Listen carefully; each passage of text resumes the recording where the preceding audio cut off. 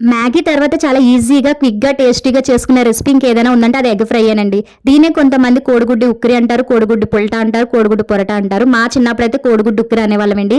క్రమక్రమంగా హై స్కూల్స్‌కి, కాలేజ్‌కి వెళ్ళేటప్పటికి మన లెవెల్ కొంచెం పెరుగుతుంది గదా! సో, ఈ ఉక్కిరి అని చెప్పడానికి ఉక్కిరి బిక్కిరి అయిపోయి షార్ట్‌కట్‌లో ఎగ్ ఫ్రై, బొగ్గు ఫ్రై అని కటింగ్‌లు ఇచ్చేసేవాళ్ళం అనమాట.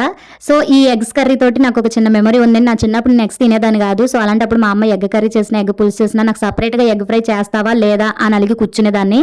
సో, మనం అలిగితే మన కడుపు కాలడం కంటే నొప్పొచ్చేది అమ్మకే కదండీ! సో, ఎలాగోలాగా తిట్టుకోనో, ములుక్కోనో నాకైతే ఇలా చేసి పెట్టేది. నేను తినేటప్పుడు మా తమ్ముడొచ్చి నాకు కూడా కొద్దిగా ఎయ్యక్క ప్లీజ్ అక్క అని అడిగితే, పోరా నువ్వు ఎలాగో ఎగ్ కర్రీ తింటావు కదా మళ్ళీ ఇది కూడానా అని అడిగేదాన్ని.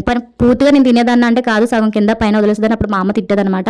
అడిగినప్పుడు ఎయ్యొచ్చు కదా అని, నువ్వు మగపిల్లలు ఒకలాగా ఆడపిల్లలు ఒకలా చూడకు, ఇద్దరు సమానమే అని అప్పట్లోనే ఏదో కొంచెం ఓవర్‌గా ఎథిక్స్ చెప్పేసేదాన్ని అనమాట. అని వన్స్ మ్యారేజ్ అయిన తర్వాత తెలిసిందండి బాధ్యతలు, ప్రేమలు, ఈ నిజమైన ప్రేమ, అనురాగాలు అంటే ఏంటో. కానీ ఇవన్నీ తెలిసేటప్పుడు చాలా ఆలస్యం అయిపోతుంది. వాళ్ళక్కడ, మనం ఇక్కడ. ఇదే ఆడపిల్ల జీవితం.